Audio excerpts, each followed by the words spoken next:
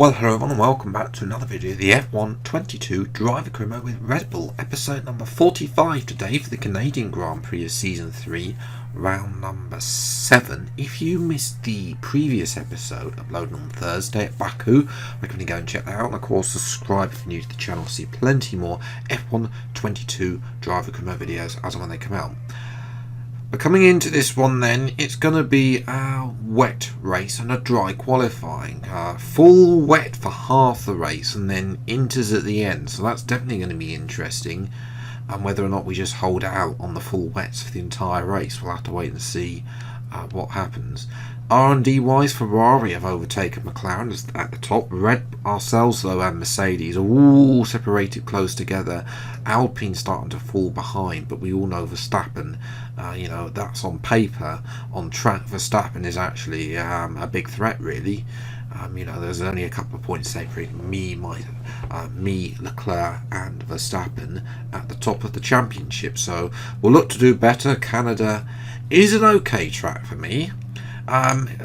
Historically was a better track for me, but I haven't won here since I want to say season 6 of F1 2020 career mode, so it has been a while. I'm not going to lie. But anyway, first lap only good enough for P8, but I have compromised the wings a little bit. Especially on the rear. Obviously the front I can less compromising because I can change those between qualifying and the race, but obviously I've had to compromise the rear wing, which isn't ideal. I'm not able to deploy some of the low drag AlphaTauri setups that we had from season 2, but anyway, I dropped to P9. We've got in between Ricciardo and Magnussen, none of those two actually doing very well. We've got a slipstream from, I think that's an Alpine or Ocon, purple middle sector. That's where the increased wings are working against the AI clearly. Then down the mile straight, hairpin was horrible actually. Gained a little bit, but then it's always such a horrible corner on the F1 game because the AI can take the perfect line and the player can never take that perfect line that we want. Through the little chicane at the Wall of Champions straight line, it are gaining a heap of time, and I think that's P3.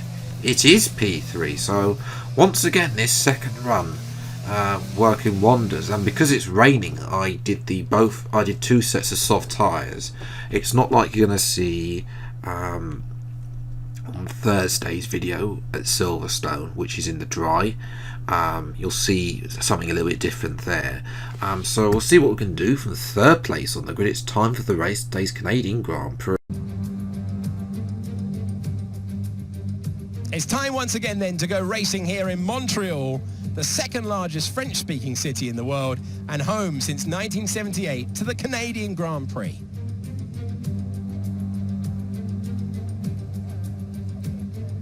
It's a tricky circuit to tackle in wet conditions, with top speed still of critical importance down the long back straight. There are 2.7 miles and 14 corners overall on this circuit that in the dry can see average lap speeds of around 130 miles per hour. We'll be lucky to get anywhere near that today.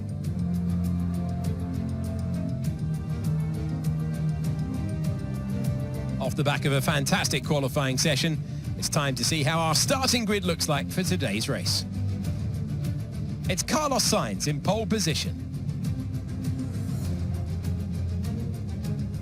Charles Leclerc alongside. Looking down the rest of the grid, we have Phoenix, Verstappen, George Russell and Norris, Ricciardo, Gasly, Vettel and Lewis Hamilton, Magnussen, Albon, Esteban Ocon and Mick Schumacher, Schwartzman, Joe, Nicholas Latifi and Yuki Tsunoda.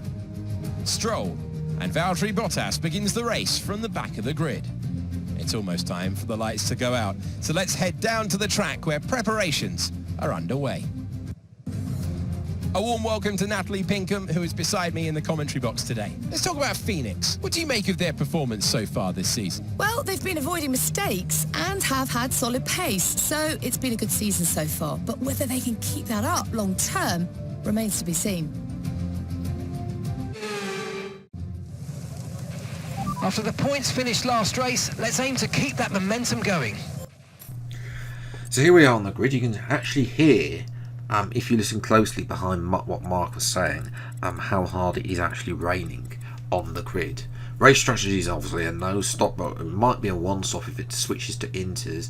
I'm going to up the aero on the front wing by 1 click as well.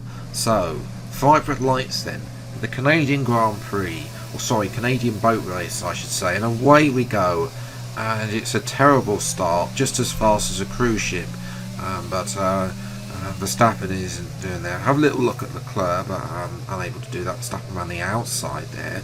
We're not going to give him any room, and he will retain P3. Russell will get the better exit there, and up to P4 for him. And moving a couple of laps later now, on board with Verstappen, going through towards the Wall of Champions. He's got the curbing, and he's crashed opposite the Wall of Champions.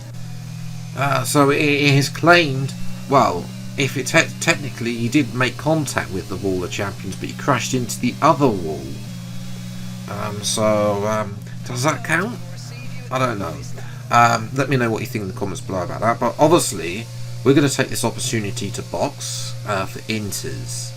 I have absolutely no pace on full wets at all. It's going to drop us to the back of the hill. Nobody else is stopping at all. So everybody else is going to be on wet tyres, and it's only getting drier, the track, as well. Inters and inters will become, well, we're going to become rapid if nobody chooses to pit, or we could win the race by a country mile as well. But they're all not pitting under the safety car, so it's still Sainz and Leclerc who were way out in front because I had no pace. Russell now P3 ahead of the 2 McLarens, better Grand Prix for them as well. We're now down to P18. Stroll had an early, but we're going to get away, change that, and down the inside of Tsunoda. Round the outside then of Bottas, switch it to the inside on the exit there, and Bottas gets a bit squirrely, and we're up to P16. Here's a replay. Lovely. First to get Tsunoda was slow for that, and then trying to go look round the outside. Can't quite make the move, unfortunately, round the outside. It's a textbook move for me. But we switched it to the inside and comfortably out there as we're watching Mick Schumacher on the same lap now, and he has had a Spinala, and that's going to drop into the back of the pack, but he is able to carry on in his Haas car as well. We're caught up to his teammate Latifi. We're going to dive at the hairpin as well, almost going to the back of Zhou Guanyu, but in the Alfa Romeo, but we're able to keep ahead of Latifi. Next up will be the 2 Alfa Romeos.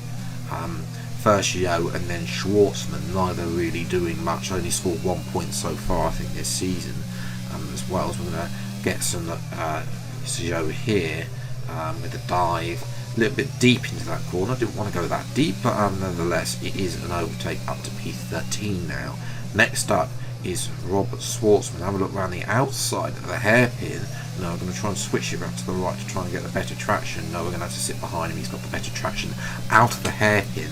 And now it's just a drag race between the Red Bull Porsche car and the Alfa Romeo powered by Ferrari at the little. We're going to take the inside line there.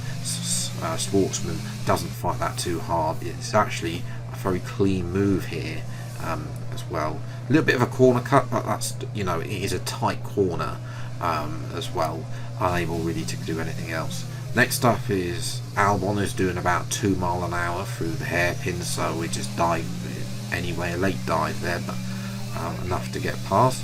And now we're up to setting fastest lap after fastest lap. Next up is Ocon. Again, we're now up to lap 13. The Inters are clearly the better tyre now, but yet the AI are all staying out on wet tyres as Ocon decided to be a mobile chicane there, and we just managed to get around him anyway and into the points. Next up is Magnussen. Around the outside of the hairpin. Okay, Max squeezes us out as well. Can we get the better traction though and do what we did to Schwartzman? Bearing in mind we know how fast that AlphaTauri is in a straight line.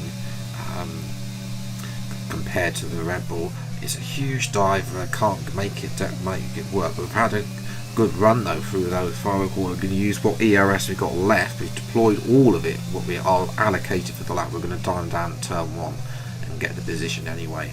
Up to P9. Next up is Hamilton. Round the outside. Lovely little move there on Hamilton. As we say, they're just so slow through the corner. You can see it's definitely time for winters now.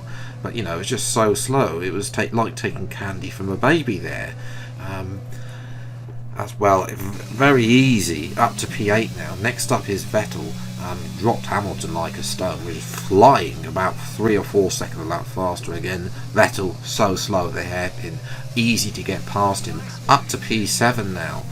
Next up is Gasly, our former teammate in AlphaTauri. Not making things easy, but we're going to go around the outside, try and turn this to the inside. Gasly eventually gives us the space and yields the position up to P6, but we're already up to lap 16, and make that lap 17 by the time we've caught up to Daniel Ricciardo. We're going purple. We're going to dive Ricciardo at the hairpin and get him instantly up to P5. Next up will be Lando Norris and then George Russell. But I think, are we going to run out of laps? Leclerc is close. We need to get past Russell ASAP, but we're on the last lap now. Down the inside at that corner and up to P4 now. Next up is Russell. Can we get back on the podium? Because this is where we were. It's going to have to be a dive at the hairpin. A very late dive. Russell's almost halfway through the corner, but we do make the move stick. But we are unable to get Leclerc and Sainz. But we managed to get back where we were, and we've got an extra point. So I'm actually happy with that, because we were nowhere. We've clawed so much time back. We were like 8 before the safety car. We were 8 seconds. And if the safety car hadn't come out, then we probably would have stayed on wets for the entire race, and we would just hold on for 3rd place. But Verstappen had that spinala and into the wall, opposite the wall of champions, and he crashed. You know, our best lap was at least a 1.5 seconds quicker than everybody else, and it gives us the fastest lap point. So yes, it's damage. It's the best damage limitation possible to Leclerc, but for Verstappen, well, is that him out? Stroll also didn't pit, so nobody else actually did pit for the Inters in the end. You know, Leclerc does take the lead, but it's only 1 point over myself, which I can live with. I can definitely live with him taking the lead. Verstappen, is he out of it? 15 points back now. Russell and Norris and Sainz all sort of slightly too far back to have an impact. Constructors is also pretty easy thanks to Ocon really not delivering. No points for him, no points at all for Alpine today. So you know, the fact we got 2nd and 3rd and the fastest lap and gained big time on Alpine. You know, whether or not any of the others like Mercedes, McLaren, Ferrari can actually take the challenge to Alpine, I don't know. Obviously Sainz's first win of the season, first podium of the season for the Scuderia. For Vettel, disappointing for him.